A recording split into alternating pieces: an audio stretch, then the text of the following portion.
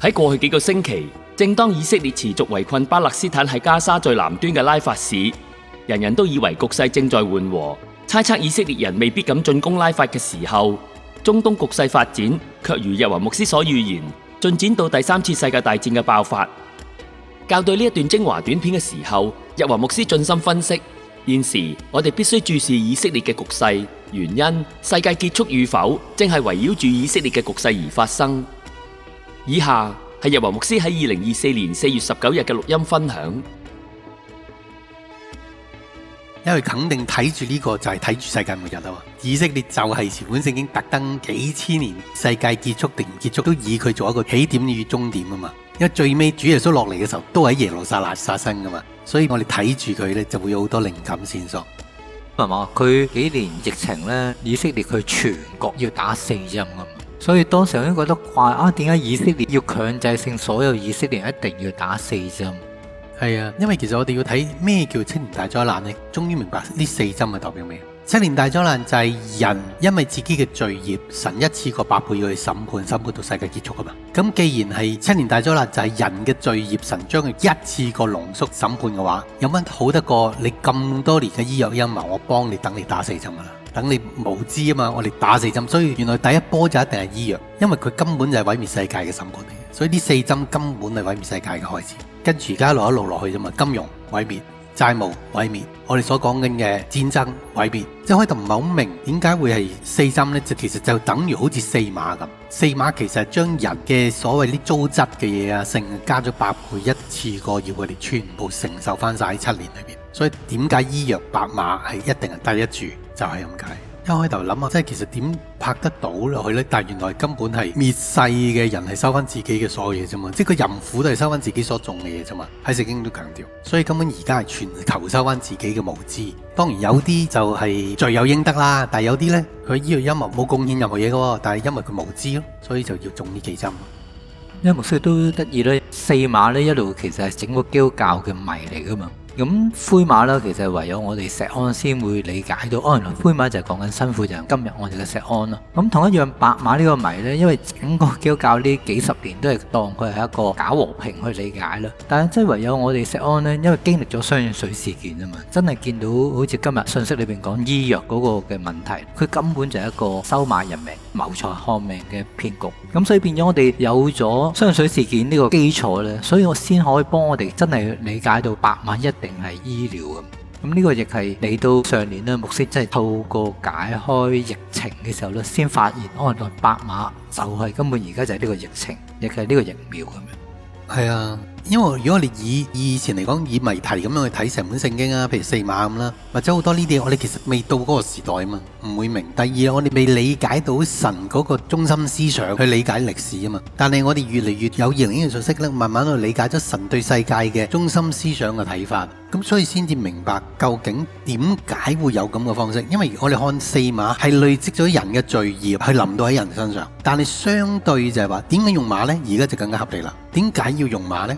其實7年大災難已經提醒咗我哋，第一佢行遍天下啊嘛，而家我哋7年大災難就係一個行遍天下嘅災害啦。簡單嚟講呢，原來4碼就係神喺最尾7年裏邊 speed up 咗人所種嘅荊棘蒺藜自己收翻，所以白碼係一種審判，紅碼係佢哋收翻佢哋嘅審判，因為神唔能夠要佢哋得到一啲唔係屬於佢哋自己種出嚟嘅禍患或者果子，所以神係其實係一次過呢，好快世界性嘅，並且係 speed up 嘅。譬如呢啲災難本來要用70年去承擔，我要你用7年去承擔，所以用馬，因為馬喺歷代歷世都係代表咗加快。即係打仗我哋知道梗係有用馬啦，但係點解要用馬我哋冇諗到啊？或者係運輸，或者係快馬傳書，即係千里傳書咁樣。咁呢啲我哋都係用馬噶嘛。但係原來4碼其實係代表咗佢哋 speed up 咗，並且為人類帶嚟佢哋自己應有嘅報應，所以佢會有大刀，佢會有天平。佢哋會有疫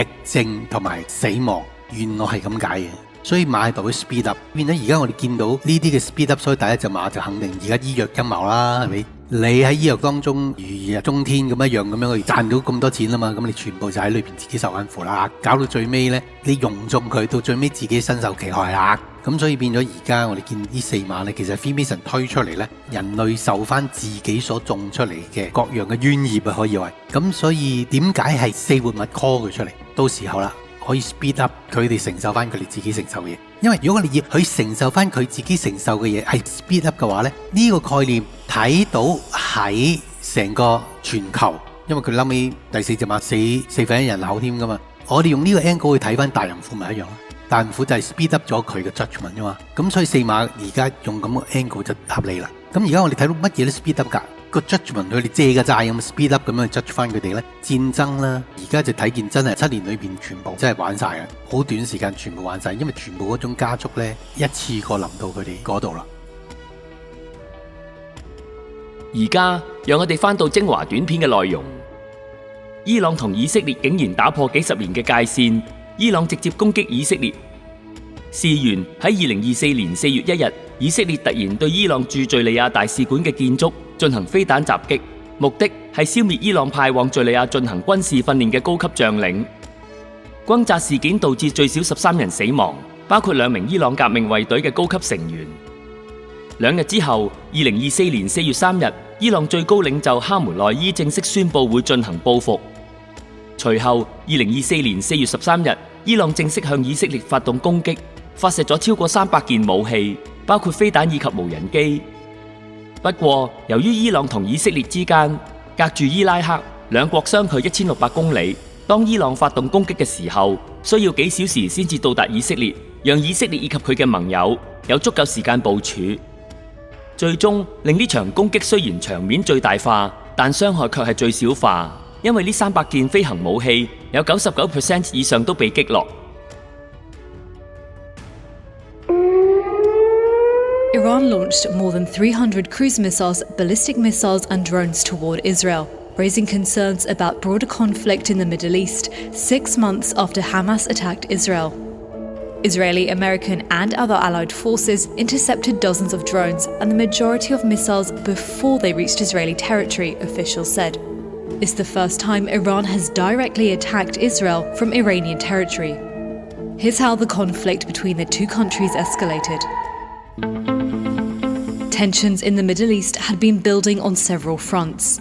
In addition to Israel's war against Hamas in Gaza, there have been cross-border skirmishes between Israel and the Lebanese militant group Hezbollah, and attacks by Yemen's Houthi militia against Western interests in the Red Sea. Hamas, Hezbollah and the Houthi rebels are all backed by Iran. On April 1st, an Iranian diplomatic building in Damascus was hit in what Iran says was an Israeli airstrike. The strike killed top Iranian military officials, including a senior member of the Islamic Revolutionary Guard Corps elite Quds Force.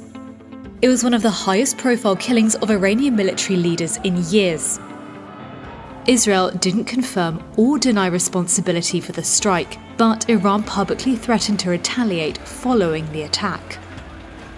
Israel and Iran have had a years-long shadow war. They don't attack each other directly. Iran attacks Israel through proxies, and Israel responds directly against those proxies, as opposed to directly against Iran on Iranian soil. What was different here is that this was the most direct attack on an Iranian asset that we have seen. On April 4th, Israelis started to report GPS errors, with some apps placing Tel Aviv residents in Lebanon's capital Beirut, some 130 miles to the north. The reason? The Israeli military was scrambling GPS signals within the country to thwart missile and drone targeting systems. אנחנו נדע להגן על עצמנו, ואנחנו נפעל לפי העיקרון הפשוט שמי שפוגע בנו או מתכנן לפגוע בנו, אנחנו נפגע בו. On April 10th, Iran's supreme leader said that the strikes in Syria constituted an attack on Iranian soil. رژیم خبیث اشتباه کرد. در این قضیه باید تنبیه بشود و تنبیه خواهد شد. The same day, President Joe Biden reaffirmed US support for Israel. As I told Prime Minister Netanyahu, Our commitment to Israel's security against these threats from Iran and its proxies is ironclad. Let me say it again, ironclad. We're going to do all we can to protect Israel's security. On the 10th, it also emerged that US intelligence reports showed that an attack could be imminent, according to US officials. The tension came to a head on April 13th, when Iran began sending drones and missiles toward Israel.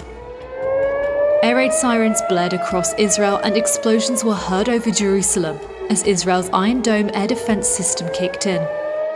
Biden met with his national security team and issued a statement condemning the attacks and said the US helped Israel take down nearly all of the incoming drones and missiles. By early morning of April 14th, Israel lifted sheltering orders, a sign that it believes the brunt of the attack is over. Once you get into that direct back and forth, things can escalate incredibly quickly. The United States has said publicly that they intend to defend Israel. And so right there off the bat, you're seeing how these things could spiral incredibly quickly. There's quite a bit of frayed nerves and really just a question mark over what is going to happen and where is this region going.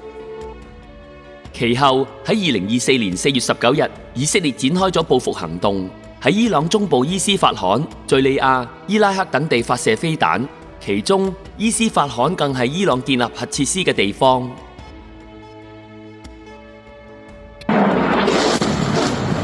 亮光照亮夜幕，爆炸声响彻云霄。伊朗时间19号凌晨，以色列正式反击。